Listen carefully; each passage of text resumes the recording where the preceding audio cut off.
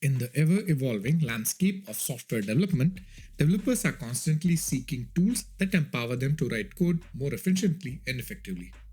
One such tool that has revolutionized the coding process is GitHub Copilot, an AI-powered coding assistant that seamlessly integrates with GitHub to enhance code completion, suggestion, and refactoring capabilities. GitHub Copilot's ability to anticipate developer needs and provide contextual suggestions has earned it widespread praise for its efficiency and impact on code quality. However, GitHub Copilot stands as a powerful tool, it's not the only option available. Following the success of GitHub Copilot, a lot of other players also jumped into the market. From the big players, we have Duet AI from Google and Amazon Code Whisperers from Amazon. But we also have small players like Codium, Blackbox AI, Tab9, Beto, etc. But most of these, if not all, are either proprietary and closed source, have a paid version, or require access to the internet so that you can use their servers and cannot be used offline.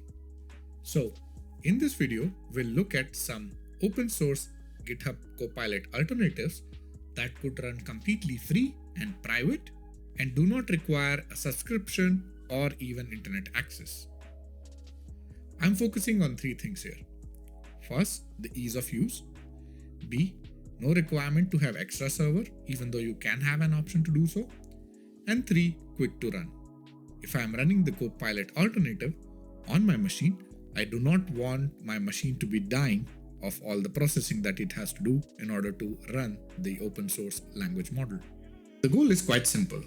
We will use the least powerful M1 MacBook Air to serve our large language model and use a generic editor like Visual Studio Code with an extension to use that large language model for our coding requirements. This is why we won't look into open source options like Fox Pilot or Open Copilot. In case you want me to create a video about these two using external servers like Gitpod or running such open source alternatives on Windows or Linux, please let me know in the comments and I'll do so. Instead, we will look into these two options. The first one is Tabby and second one is Llama Coder.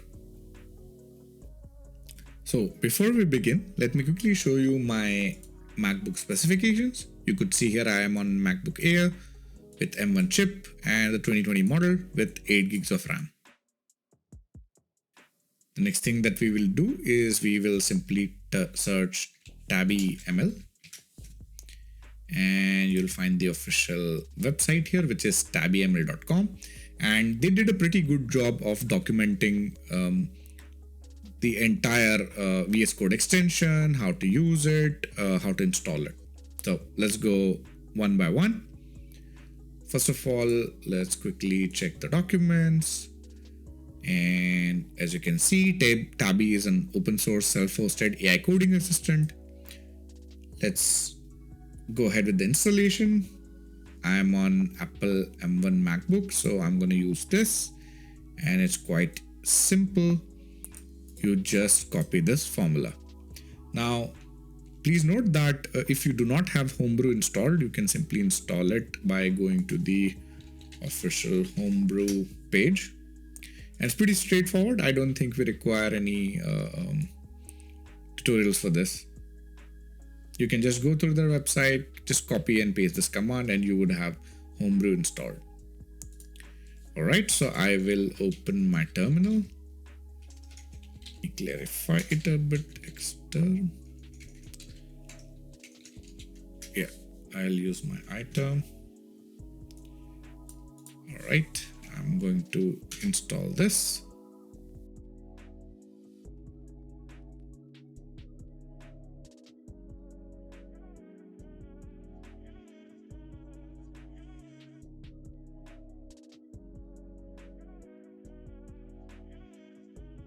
A few moments later.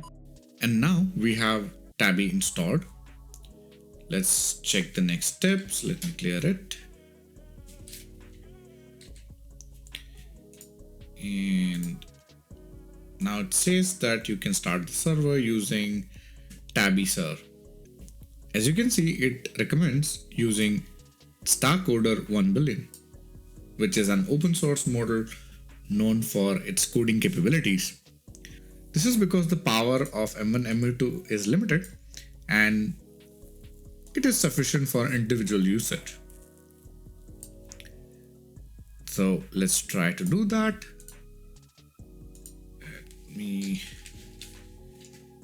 run the command. I can simply copy it from here and paste.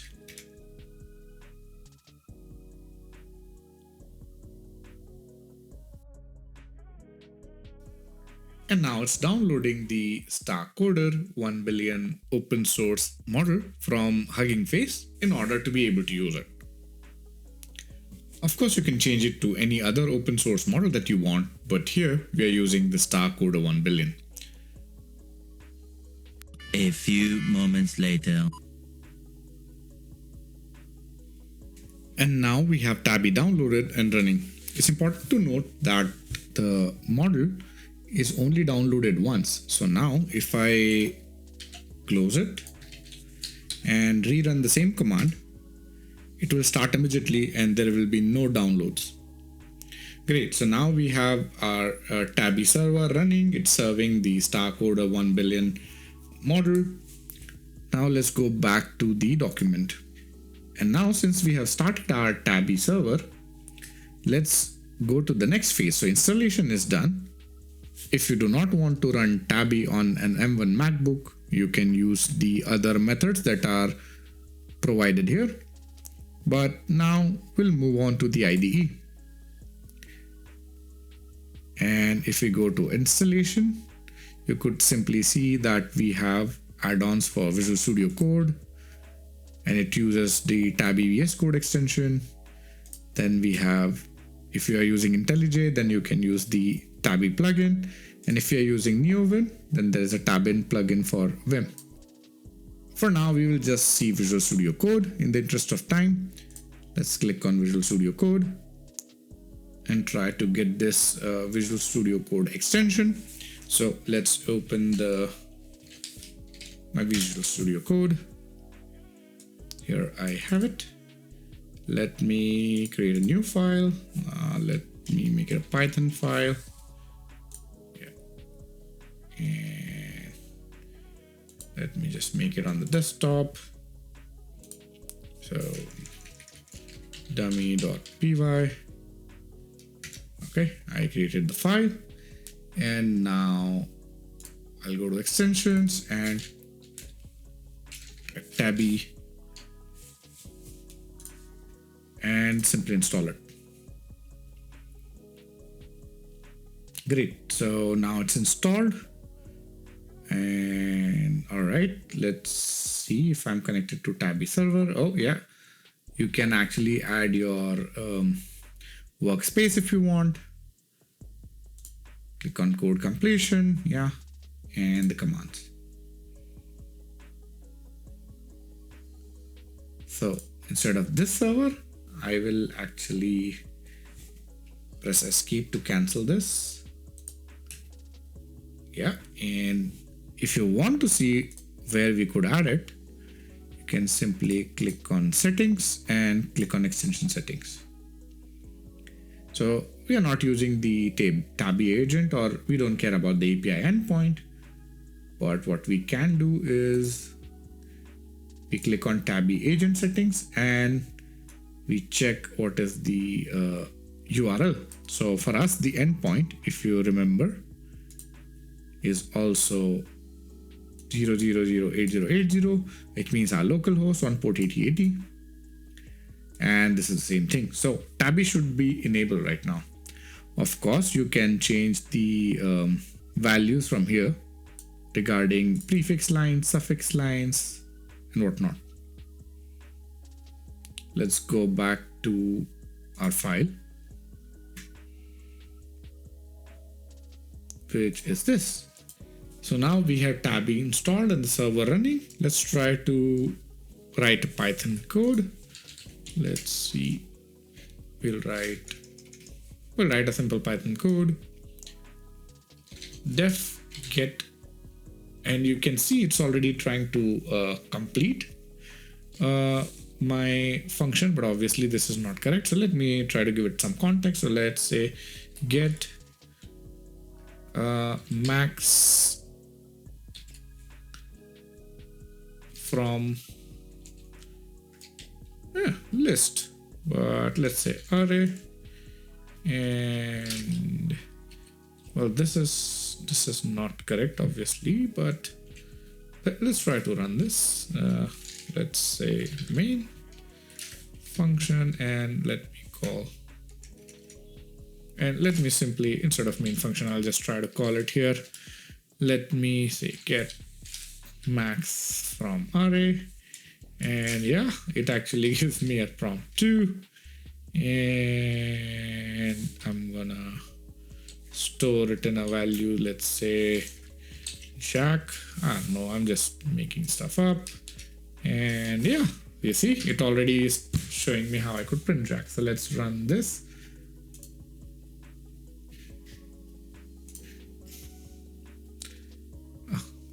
Okay, let me just try to run it from here. And you can clearly see, I don't know if you can see this, make it bigger. It actually gave me the output 5. Let me try to make this bigger.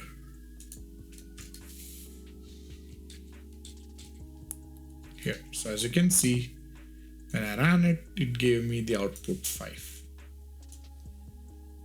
All right, so this is how typically it works. Let me go back to the TabbyML website.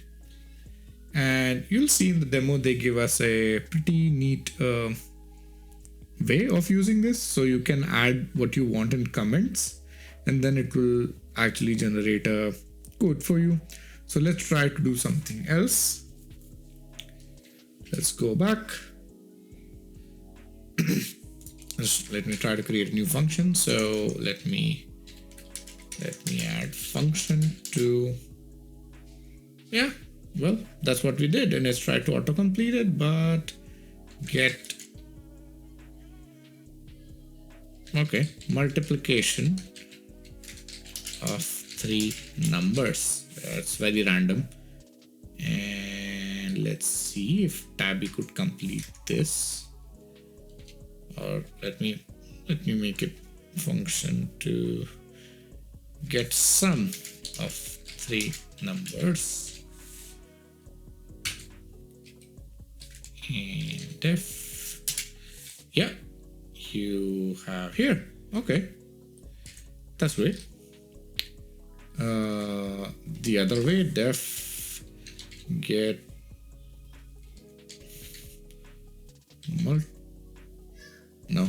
multiply, get multiplication. Okay. And that's also true. So now we did all that. Let's use the other format that we saw and try to do something a bit complex. So let's see, implement binary sort tree, and let's see, def binary sort tree. And yes, I should give it an array, and let's see if it could generate it.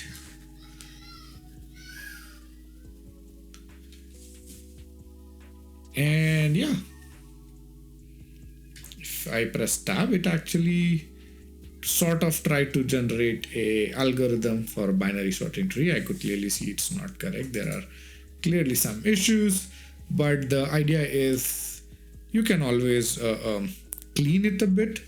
But the idea is it works exactly like a GitHub Copilot, maybe not as good, but everything runs locally, it's for free, and it's quite fast in my opinion, because I simply have 8 gigs of RAM and I'm running on a 2020 M1 MacBook. So this is a pretty good example. Now if we go back, it gives us some demo and example, which you can obviously check it out. If you have NeoVim, of course, you can use either the packer.nvim file or using the Vim plug, whatever you want. And you can see all the models that Tabby supports. So you can actually use all of these. They also have DeepSeek Coder 1.3b and 6.7b, but in my opinion, Star Coder is quite good and helps in most of the use cases. All right. You can also see what all programming languages it supports. In my opinion, Python is the best one because that's where most language models are trained on, and you get the best results. Of course, you should also try Rust and Golang if you are trying to develop an application in those languages. But in general, you can use it as a good helper, but you should not rely on it too much. So that's the first one. The next on the list is Ollama.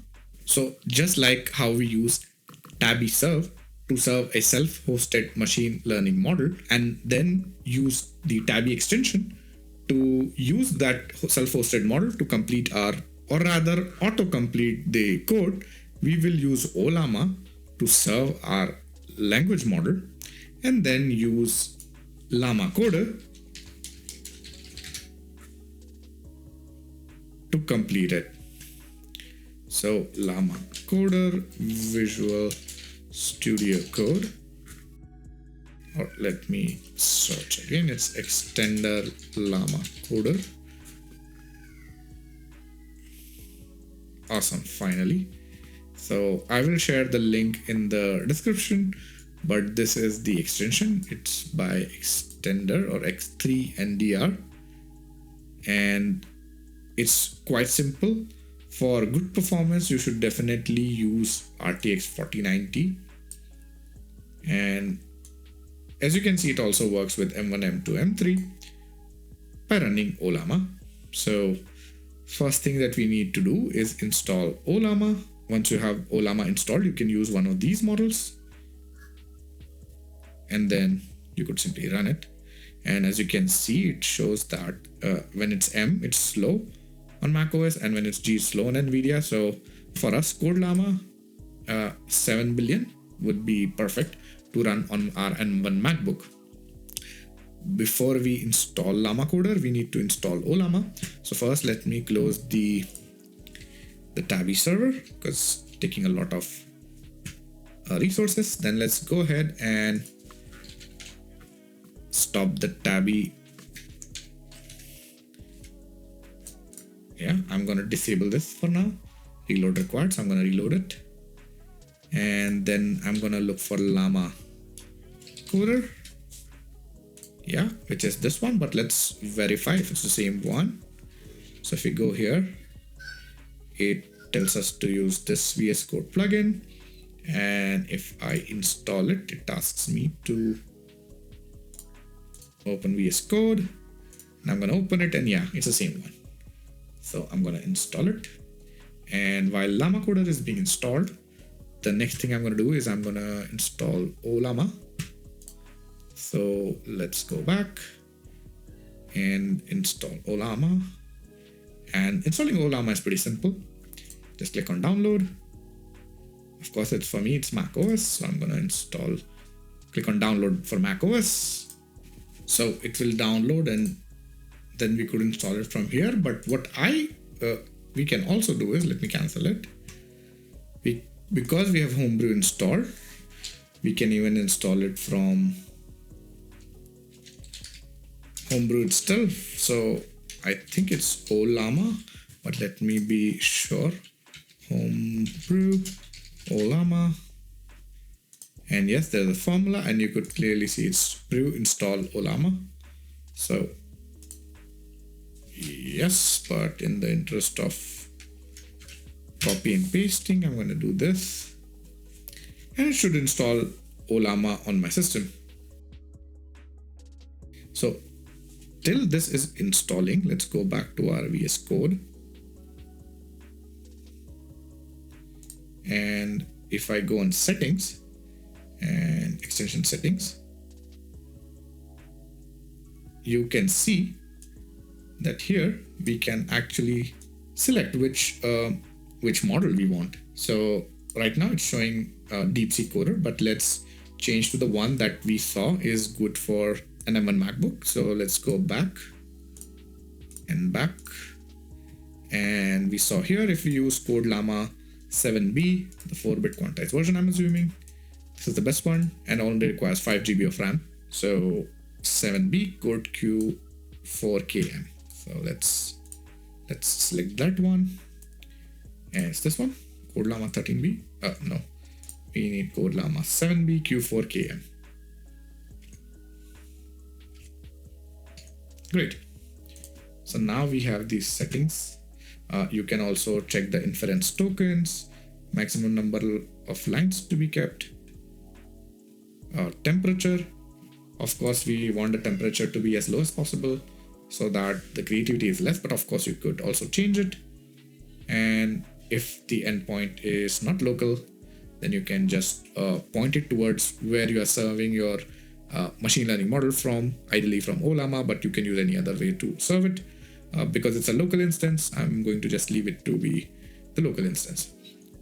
Now, we also see that checks the default port of Ollama. So let me check the port. Okay, I don't see it here, but I think Ollama has a default port, 11424, something like that. Let's see. Yeah, the 11434 is the default port for Ollama.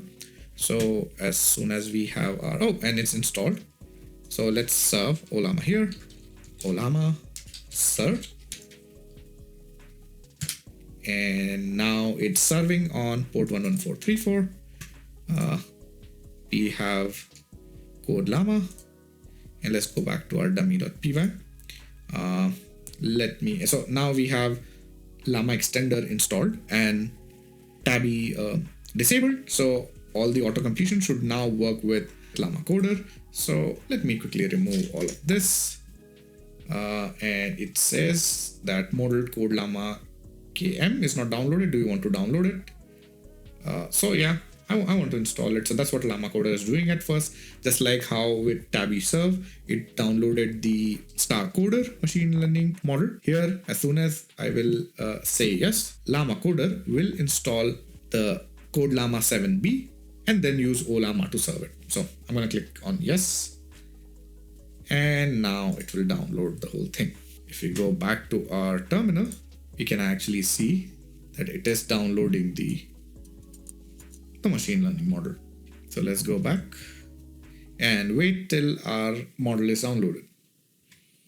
A few moments later. So now we have Llama Coder finished downloading. So we should have our LLM ready to use. Let's try the same thing. I'll put add. Let's see if it generates something. I see it's working. So yeah, it should generate now.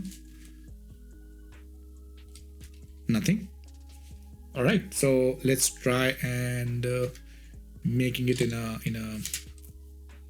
okay, and it gives us an entire file. So if I press tab and third, yeah, which is defining. So let me delete this, and I can see it did. It also add 3 numbers and just repeated it. Okay. I think we don't need 2 of these. Let me remove them and let's see if this max value from array, and that gives me inputs by default. So we can clearly see that the performance is not that good. Oh, it does, but you can clearly see that it's repeating what we had earlier. So the code that we created. Okay. Anyways, I'm going to add an array here. So I'm going to save it to a variable called x. Yeah. And I'm going to put performance of Llama Coder in the MacBook Air with the model that we selected is not that good. But let's see if this code actually runs. And it does. It gives me 4, which is the maximum value. Not as handy as TabbyML, but still pretty good. I think it's if I had a better processor, I guess this process would have been faster. We also see that it was repeating. So even though it was getting the context, maybe it was repeating. If you really want to use Llama Coder with Ollama, I guess you could make it work if you fine tune the extension settings that we saw earlier. So that's it for Llama Coder. Let me go to the extension settings, and this is Llama Coder, and I'm pretty sure if you change the endpoint here, and if you're using your own server, I think it will be a bit faster than what we are seeing right now. But definitely, at least on an M1 MacBook Air, it seemed that the Tabby with Star Coder was faster and more effective than Llama Coder using CodeLlama 7 billion.